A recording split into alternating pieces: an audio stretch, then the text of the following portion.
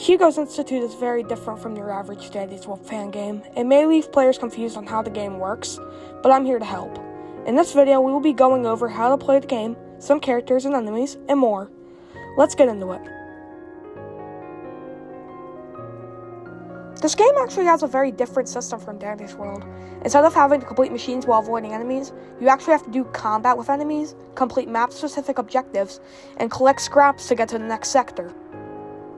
An example of an objective is the warehouse, where you have to go to different corners of the map in order to find pieces of a code. But after listening to me talk about what you have to do, a question may arise. How do you get scraps? Well, there are actually two different ways.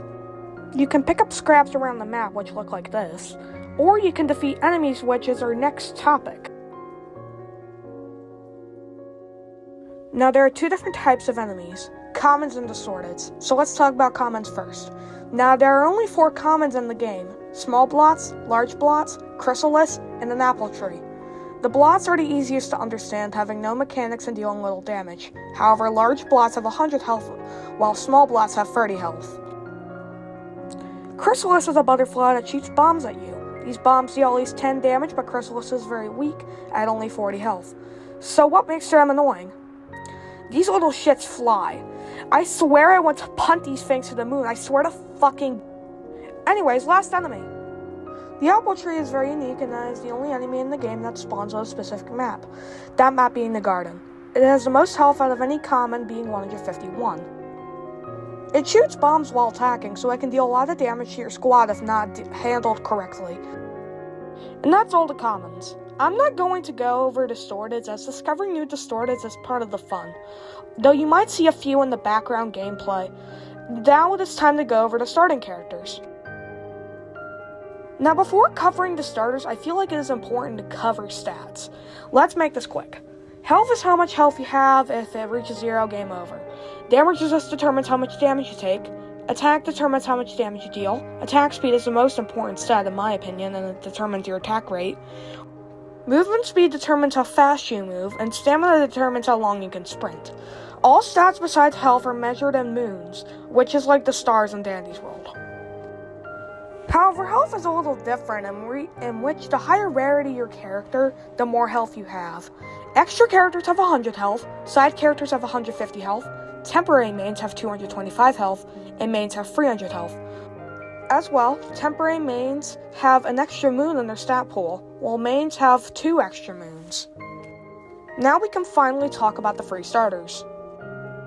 First, we have Frutina, who is in my opinion the best starter. She has 3 moons in every stat, so she doesn't have a strong suit. However, she is the only buffer in the game. She can place down 3 to 12 use boxes that increase movement speed and attack speed by 50%.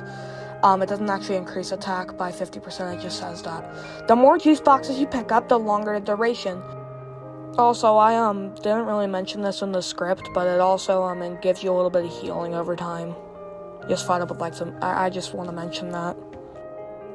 Next up is Daniel, who is one of the only overshielders in the game. He has 3 moons in every stat, so again, no strong suit.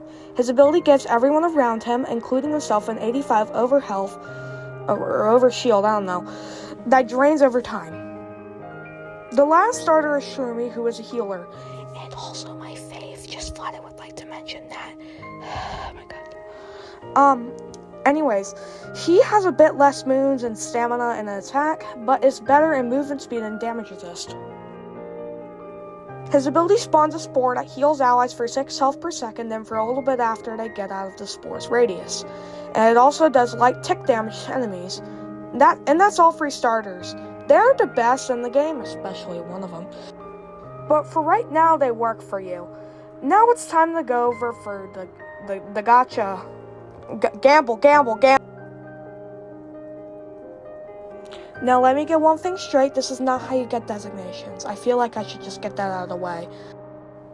Anyways, if you look at the library section of the lobby, you will be able to see Cackles. Talk to him and say that you want to roll. And it will show that you can use 1000 ink to roll 6 cards. The higher rarity the character, the harder it is to get their card. Now you can go to the designations menu, click on the character, and below their description you can see the upgrades menu. You can also see your cards here. 1 card equals 1 upgrade. You can upgrade your damage resist by 50% and attack speed and health by 125%, which is a lot. And that's pretty much all the features I want to talk about. I really love Hugo's Institute, and I hope you will too. It's really gotten an identity of its own. Before I end the video, I have one request for you. Please, please go play the game. It has a lot of effort and passion poured into it. That's all the time I have, so for right now, goodbye and have fun.